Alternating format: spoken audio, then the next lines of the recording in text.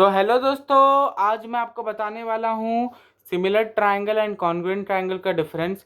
तो देखो, मैंने यहाँ पे दो डायग्राम बनाए हैं एंड इन दो डायग्राम के माध्यम से, इन दो डायग्राम के वजह से आप लोग सिमिलैरिटी एंड कॉन्ग्रुएंसी के बीच का डिफरेंस बहुत ही अच्छे से समझ जाओगे एंड ये भी समझ जाओगे कि सिमिलैरिटी क्या होता है एंड कॉन्ग्रुएंसी क्या होता है इस वीडियो के एंड तक।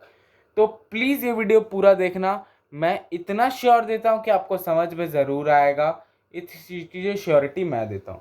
तो जैसे कि मेरे पास यहाँ पे दो डायग्राम है एंड यहाँ पे भी दो डायग्राम है। तो पहले इस डायग्राम पे फोकस करते हैं, सिमिलैरिटी पे। सिमिलैरिटी दो ट्रायंगल का होने के वजह से हम लोग का उसका सेम शेप होना चाहिए। शेप इसका क्या है? सेम है। देख लो, दोनों ट्रायंगल का सेम शेप है। शेप हमेशा सेम रहना चाहिए एंड साइज का सेम रहना चाहिए। क्या आपको साइज दिख रहा है? दोनों में same. Size doesn't matter. Size does not matter. ठीक है। एंड तीसरा पॉइंट भी नोट कर लो कि ये दोनों एक प्रोपोर्शन में होना चाहिए। तो they should be in proportion. मैं बताऊंगा, सबका मीनिंग बताऊंगा, डोंट वरी अगर आपको अभी समझ में नहीं आ रहा तो। They should be in proportion, समझ जाना। ठीक है, चलो इन तीन पॉइंट को तो अगर आप लोग नोट करना चाहे तो नोट करो, नहीं नोट करना चाहो तो मत नोट करो। ऐसे तो मैं बोलूँगा नहीं नोट करो। ऐसे सही पॉइंट है यार, इस वजह से नहीं बोल रहा हूँ कि गलत लिखा हो इसलिए मत नोट करो, क्योंकि अभी हम लोग मैथ्स पढ़ रहे हैं एंड मैथ्स में नोट्स बनाने से ज़्यादा इंपॉर्टेंट है समझना। तो इसलिए पहले समझो। तो सिमिलर ट्राइंगल का ये मतलब नहीं होता कि उसका क्या साइज है, उसका ये मतलब होता है कि उसका क्या शेप है। एंड अगर मैं आप लोगों से बोलूं कि ये जो दो ट्राइंगल है, ये ट्राइंगल एंड ये ट्राइंगल, इन लोगों का कोई भी नाम आप लोग समझ लो या फिर नाम मत ही समझो, ठीक है। मान लो ये ट्राइंगल एक्स है एंड ये ट्राइंगल वाई है, ठीक है। मान लो जो triangle X and triangle Y है, क्या हम लोग इसको सिमिलर कह सकते हैं? जल्दी बताओ। यस, हम लोग इसको सिमिलर कह सकते हैं। क्यों कह सकते हैं मैं ये बताता हूं। क्योंकि देखो, यहां पे same shape, yes same shape. Size does not matter, size तो मैटर कर ही नहीं रहा। They should be in proportion. तो अब प्रोपोर्शन क्या होता है ये समझ लेते हैं। तो पहले मैं लिख देता हूं ए बी सी और यहां पे डी के एल, जो कुछ भी आपकी मर्जी है ना, जैसी आपकी मर्जी है आप लोग वैसे लिख लो। ट्रायंगल का अब नाम से क्या मतलब है यार, अब आप लोग ऐसा मत करो, है ना। तो ठीक है, चलो अब हम लोग को एक चीज समझना पड़ेगा कि यहां पे जो A B by D B जो होगा, मतलब ए बी बाई डी के, sorry A B by D के जो होगा वो हमारा किसके बराबर होगा? जल्दी बताओ। वो हमारा बराबर होगा ए सी बाई डी एल के। ये रूल है, ये एक रूल है प्रोपोर्शन का। ए बी बाई डी के जितना आना चाहिए उतना ही ए सी बाई डी एल आना चाहिए, तब भी ये लोग सिमिलर होगा, क्योंकि ये लोग एक प्रोपोर्शन में बढ़ाना चाहिए। जैसा कि ये बढ़ा तो है, ये तो हम लोग समझ सकते हैं कि हम लोग का साइज मैटर नहीं कर रहा, पर साइज किस प्रोपोर्शन में बढ़ा है ये मैटर करता है। साइज किस प्रोपोर्शन में बढ़ा है ये मैटर करता है। तो जैसे कि देखो 2.5 पहले था, ये 5 हुआ, ये 2 गुना हुआ। ये 5 था, ये 10 हुआ, ये भी 2 गुना हुआ। तो ये 2 गुना के प्रोपोर्शन में बढ़ा है। ये किस के प्रोपोर्शन में बढ़ा है? 2 गुना के प्रोपोर्शन में।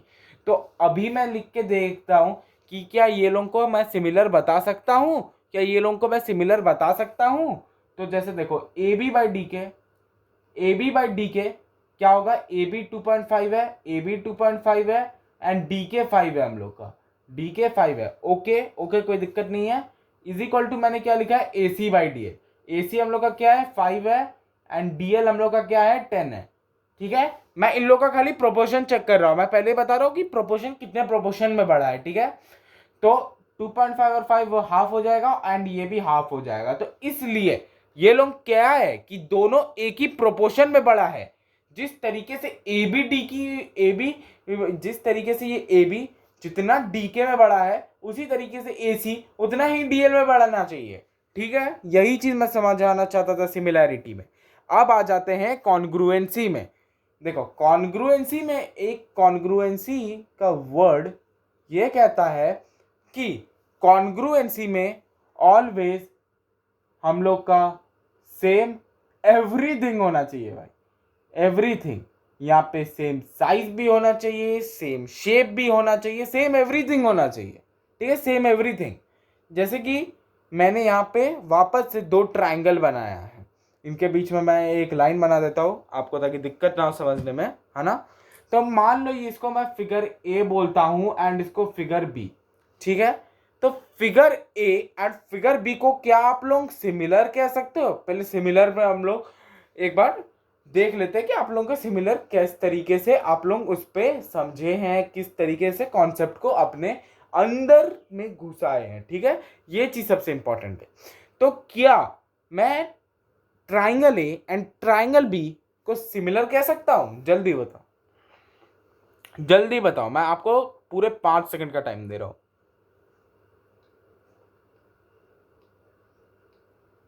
यस, हम लोग इसको सिमिलर कह सकते हैं। हम लोग क्यों इसको सिमिलर कह सकते हैं? हम लोग क्यों इसको सिमिलर कह सकते हैं? क्या मेरे को ये चीज बताएगा? चलो ये चीज ना मैं आपको पूरा सिमिलैरिटी अभी समझाया हूं, इसलिए आप लोग ये चीज मेरे को कमेंट सेक्शन में लिखोगे कि हम लोग इसको क्यों सिमिलर कह सकते हैं। बाकी मैं आपको एक चीज बता देता हूं कि ये मत लिख देना कि congruent triangles always similar triangle भी होता है। हाँ ये होता है, बट ये पॉइंट अभी मैंने कह दिया, ये पॉइंट तो मैंने आपको कह दिया। आपको ये बताना है कि ये सिमिलर क्यों है, जिस प्रकार से मैंने आपको अभी समझाया है। ठीक है, आपको ये चीज मेरे को बताना पड़ेगा। हाँ, कॉन्ग्रुएंट ट्रायंगल्स ऑलवेज सिमिलर होता है, congruent triangle always similar triangle भी होता है। ठीक है, ये चीज भी आप लोग कहीं पे नोट कर सकते हैं, एंड नोट करना जरूरी है नहीं उतना, बट समझना जरूरी है। तभी कॉन्ग्रुएंसी पे आते हैं। देखो कॉन्ग्रुएंसी एक ऐसी चीज है कि उसका हर एक चीज सेम होना चाहिए, उसका हर एक चीज। जैसे देखो इसका शेप से सेम है, इसका शेप भी सेम है, दोनों ए एंड बी का शेप सेम है। ठीक है, देख लो दोनों का शेप सेम है, दोनों का साइज भी सेम है। अब मैंने रफ बनाया है, बट जो जो एक्चुअल कॉन्ग्रुएंट ट्रायंगल होता है उन लोग का ऑलवेज शेप साइज दोनों सेम होता है। मैंने ये रफली बनाया, अगर थोड़ा इधर उधर हो गया होगा तो माफ कर देना यार, समझो यार, रफली बनाया है यार, समझो यार थोड़ा बात को। ठीक है, and shape and size same होना चाहिए। एंड एंड इसको अगर आप लोगों को 9 क्लास में अगर आपको कॉन्ग्रुएंसी याद है तो मैं आपको बता दूं कि कॉन्ग्रुएंसी को प्रूव करने का हम लोग के पास क्या क्या क्राइटेरिया था, क्या क्या क्राइटेरिया था, जल्दी बताओ। अच्छा एक चीज मेरे को बताओ, क्या मेरे को ये चीज बताना चाहिए कि क्या क्या क्राइटेरिया था? क्या मेरे को ये चीज बताना चाहिए? क्या तुम्हें नहीं लगता कि मैं गलती कर रहा हूं तुम्हें बता के? छोड़ो यार, बता ही देता हूं, है ना। तो एंगल साइड एंगल एक क्राइटेरिया था, याद करो। एंगल साइड एक क्राइटेरिया था, याद करो। साइड साइड साइड एक क्राइटेरिया था, याद करो। साइड एंगल साइड एक क्राइटेरिया था, याद करो। याद आया? हाँ याद आ गया यार तुम्हें। एंड RHS एक भी क्राइटेरिया। ये 5 क्राइटेरिया थे हम लोगों के पास, ये 5 चीजें थे हम लोग के पास। ठीक है, अच्छा रुक जाओ, थोड़ा फोन को सेट कर लेने दो। ठीक है चलो, तो आज का लेक्चर इसी के साथ खत्म होता है। एंड मैं श्योर तो लेता ही हूँ कि आपको सिमिलैरिटी एंड कॉन्ग्रुएंसी समझ में आ गया होगा, आपको सिमिलैरिटी एंड कॉन्ग्रुएंसी समझ में आ गया होगा, मैं तो इतना कह सकता हूँ अभी। ठीक है, तो अभी मैं आप लोगों को कुछ होमवर्क भी दे रहा हूँ, अभी मैं आपको कुछ होमवर्क भी दे रहा हूँ। यस, मैं आपको होमवर्क भी दूंगा, ज़रूर से होमवर्क दूंगा।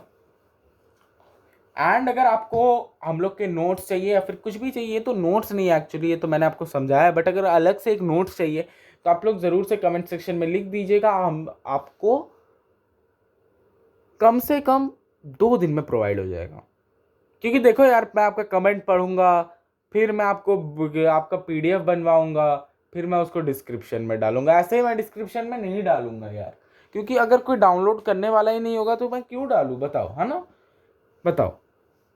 तो इसलिए मैं ऐसे ही नहीं डालूंगा। पीडीएफ बिल्कुल फ्री होगा, उसकी टेंशन मत लेना। पेमेंट अभी से क्यों लूंगा यार, पागल हो गया हो क्या? मैं बिल्कुल फ्री पीडीएफ दूंगा, अच्छे से पीडीएफ होगा, बस नोट्स होगा उसमें, बस इतना ही तक। तो अभी मैं आपको सिमिलर ट्रायंगल्स के कुछ क्वेश्चंस दे रहा हूँ, ठीक है, सिमिलर ट्रायंगल्स का कुछ क्वेश्चन दे रहा हूँ। मान लो ये, रुक जाओ, सिमिलैरिटी, ठीक है, मान लो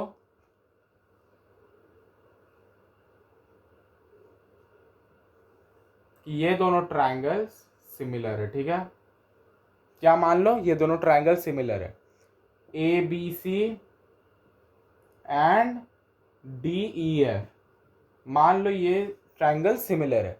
तो अगर ये 3 हुआ एंड ये 5 हुआ, ठीक है, अगर ये 3 हुआ एंड ये 5 हुआ, ठीक है, ठीक है, सुन लो, अच्छे से सुन लो यार, क्वेश्चन पहले अच्छे से सुन लो, कि मान लो ए बी 3 एंड ए सी 5 है एंड डी एफ मैं बना देता हूँ 15, तो डी ई क्या होगा? इस क्वेश्चन में आपको निकालना है डी ई क्या होगा, ठीक है, डी ई क्या होगा। एंड अभी चलो दूसरे क्वेश्चन में चलते हैं। ये तो क्वेश्चन 1 आपका, मैं आपको 2 ही क्वेश्चन दे रहा हूँ क्योंकि मैं उसी हिसाब से पढ़ाया हूँ एंड उसी हिसाब से आपको ये दोनों क्वेश्चन आने भी चाहिए, क्योंकि मैंने उसको बहुत अच्छे से समझाया है आपको। एंड अगर नहीं समझ में आ रहा है तो कोई दिक्कत की बात नहीं, घबराओ मत, मैं हूँ, मैं आपके साथ हूँ। आप लोग एक बार बोलोगे वीडियो आ जाएगा 24 घंटे के अंदर, मैक्सिमम, वो भी टाइम लगेगा। बट हाँ यार, अगर मैं कहीं बाहर रहा तो वो अलग बात, ठीक है।